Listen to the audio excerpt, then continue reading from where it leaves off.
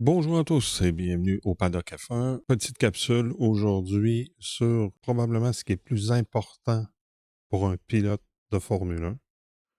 Oui, la voiture, oui, mais je parle de ce qui permet de contrôler cette voiture-là, d'avoir un certain contrôle sur cette voiture-là.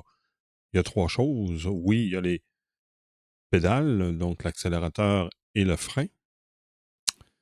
Il n'y a plus de clutch ou de pédale d'embrayage, c'est rendu au volant. Pourquoi on a enlevé ça?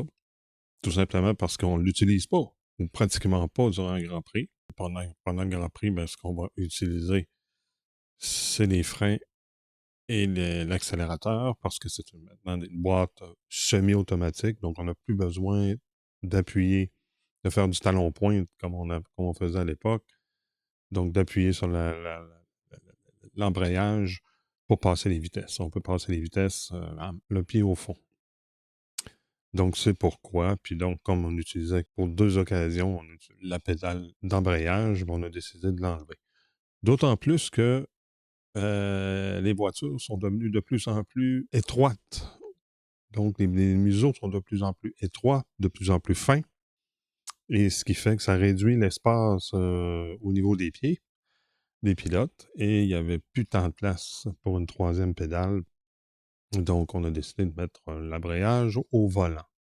Donc, on va parler justement du volant, qui est la chose, selon moi, qui est la plus importante pour un pilote, pour n'importe quel pilote de Formule 1. À preuve, à son arrivée chez Ferrari l'an dernier, Lewis Hamilton se plaignait que son volant, qu'il avait la difficulté à s'habituer à la configuration de son volant de Ferrari, qui était très différent du volant qu'il avait chez Mercedes. Donc, on a dû modifier un peu le volant pour lui permettre d'être plus à l'aise. Donc, c'est vraiment très particulier. C'est vraiment pour les pilotes. Et bien sûr, je vais essayer de détailler le mieux possible les différentes fonctionnalités du volant. Bien entendu, ça varie d'une écurie à l'autre et même d'un pilote à l'autre. Alors, dans mon cas, je vais vous présenter l'image. L'image qu'on a du volant, ben, c'est le volant, c'est la copie conforme du volant qu'on a chez Cadillac. Alors, c'est à ça que ça a l'air un volant de Formule 1. Sachez que les pilotes, pendant un tour, vont ajuster quelque chose sur le volant entre 20 à 40 fois durant un tour, dépendamment du circuit. Ça prend une concentration à toute épreuve et pour être à l'aise, il faut vraiment connaître son volant par cœur, sans même avoir à baisser les yeux pour savoir sur quel bouton on appuie. Donc, le bouton, parlant de bouton, les deux boutons en haut tout à fait, SLM et Boost. SLM qui est l'ancien DRS et Boost qui est pour le petit surcroît de puissance. Bien sûr, comme j'ai dit, c'est le volant de chez Cadillac. D'autres écuries utilisent probablement d'autres boutons ou d'autres appellations où les boutons sont placés à des moments, des endroits différents. Le gros N blanc en haut à gauche, c'est pour tomber au neutre, mettre la barre de vitesse au neutre, au point mort. Les petits boutons d'incrément, bon là, c'est peut-être moins... donc, ça augmente il y en a un qui est supposé être moins et l'autre plus. Donc, un va augmenter l'incrément de 1, l'autre de descendre, dépendamment de quelle option on est, dans quel écran on est. Puis là, probablement que c'est pour la stratégie. Le BB moins, ben, c'est le brake balance, donc la répartition de freinage, voilà. Donc, en BB moins, c'est-à-dire on va mettre la répartition de freinage plus vers l'arrière et BB plus de l'autre côté, c'est pour mettre la répartition de freinage plus vers l'avant. Entry, donc entry, ici, c'est la petite molette, c'est le réglage de l'équilibre de la voiture à l'entrée des virages. Il y a un bouton blanc ici qui est probablement utilisé à différents escients, dépendamment du pilote. Brake warmer, j'ai pas vu ça sur d'autres volants. Je sais pas si on a des problèmes à réchauffer les freins chez Cadillac. Enfin, il y a un bouton pour ça qui doit servir, qui doit enclencher les freins un petit peu pour les réchauffer, j'imagine. Ensuite, la molette de torque, ben, on peut choisir le ratio du différentiel, même s'il n'y a pas de différentiel sur une voiture, sur une F1. Donc, c'est comme si on changeait le ratio du différentiel, si la voiture avait un différentiel. Donc, c'est-à-dire, si vous roulez sur une voiture, vous voulez être très rapide, donc vous mettez, vous l'augmentez, donc ça va augmenter la vitesse à laquelle la puissance est transmise au arrière. Si vous roulez, par exemple, sous la pluie, ben, vous allez la réduire pour que ce soit moins violent lorsqu'on réaccélère. Donc, on peut ajuster ça. Le bouton ACK qui est Acknowledge, donc pour valider un message qu'on reçoit sur le message ou une fonction qu'on veut activer. Le mode MOG qui est pour moteur, donc qui permet de sélectionner les différents modes de moteur. Si on traverse de l'autre côté, ben on a, bon, PIT, est-ce que j'ai besoin de décrire? PIT, ben c'est pour le limitateur de vitesse. Souvent, il y a des écuries qui vont écrire PL pour PIT Limiter. Mais bon, PIT, ça on en a parlé. Brake balance, on en a parlé. Le mid, la petite molette mid, ben c'est pour modifier le comportement de la voiture en milieu de virage. Le bouton radio, ben je pense que c'est assez clair. Parler à l'équipe, à son ingénieur. Le bouton PC ou page qui va être pour changer de page dans un menu. Le bouton OVT qui est overtake, donc le bouton dépassement. Donc, le push to pass, comme on appelait en IndyCar, en série kart. Mid, ben, ça va avec la molette. Par la suite, la molette shape, c'est pour modifier la cartographie de l'ERS, donc, et la répartition de la puissance avec l'électrique. Ensuite, on a quoi? Torque, je l'ai dit. Ensuite, on a les molettes. Les molettes, ben, il y a MFA, mode et PU. Vous voyez les trois boutons rouge, bleu et jaune. Bien, MFA, c'est le Multifunction Adjustment. Donc, ça va ajuster différentes choses. Le mélange de carburant, la gestion des pneus, récupération d'énergie, réglage de différentiel aussi. On peut passer par là.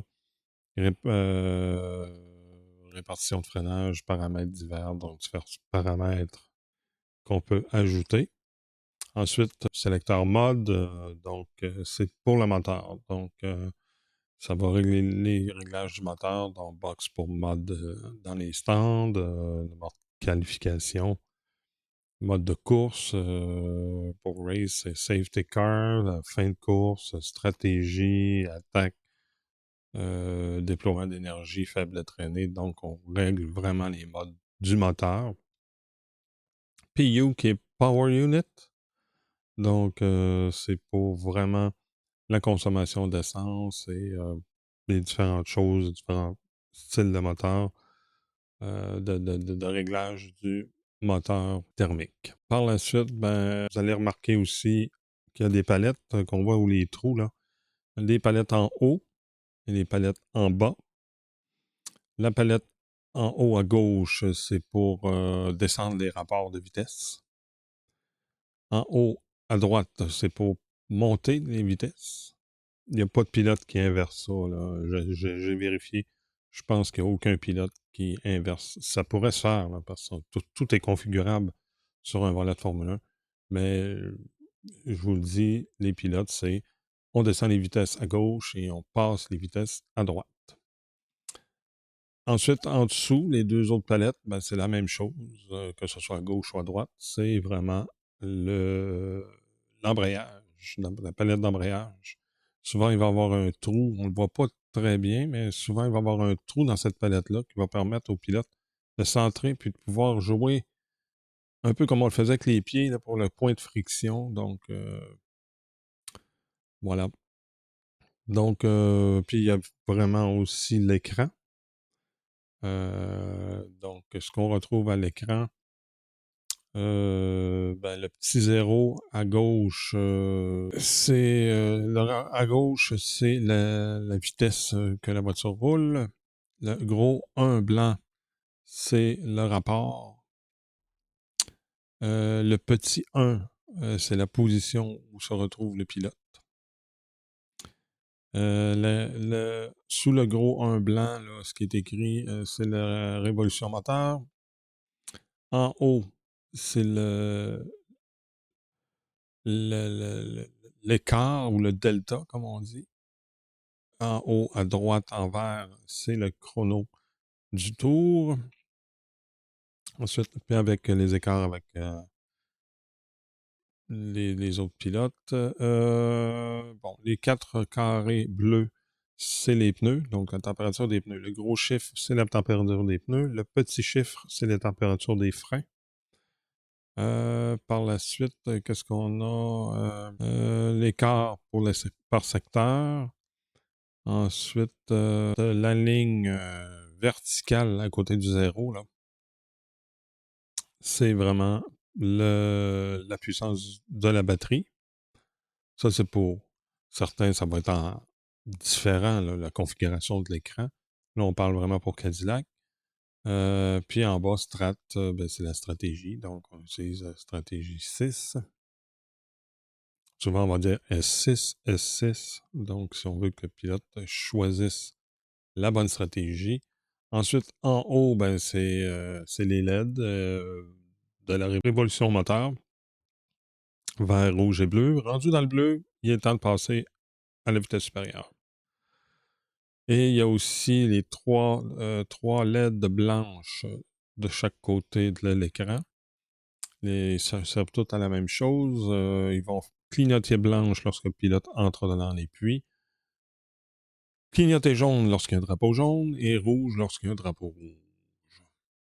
Alors, c'est à peu près ça pour la fonctionnalité du pilote. Comme vous voyez, c'est très, très, très varié. Très complexe aussi, hein. Les pilotes doivent gérer ça tout en pilotant, en roulant à plus de 300 km/h, en passant. Imaginez-vous là, à Monaco, où tout est très serré, où on n'a pratiquement pas d'échappatoire et il n'y a pas de ligne droite. Tu sais, une ligne droite, au moins une longue ligne droite, comme à Montréal, la ligne droite arrière, on peut bon, réajuster un peu, puis prendre le temps de vérifier sur le volant et les données qu'on a sur l'écran, mais à Monaco, c'est plus difficile. Il n'y a pas de ligne droite. La ligne droite, c'est le départ-arrivée, mais ça tourne un petit peu vers la droite.